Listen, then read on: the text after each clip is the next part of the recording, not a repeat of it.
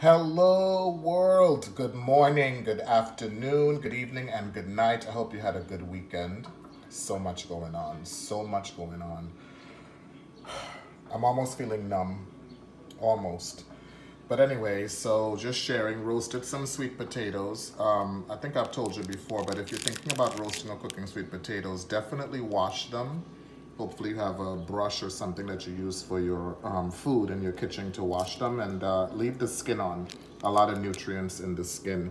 And I didn't get purple onions, so I just used regular onions, and as you can see, even those got seasonings on them.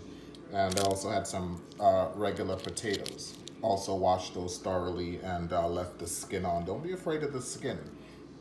So what to put with this, I have no idea, but I had a whole bunch of sweet potato and potatoes and onions, and I roasted them in the oven. So if you're wondering what to do, roast them up. 375 for about 45 minutes or until fork tender. Be blessed.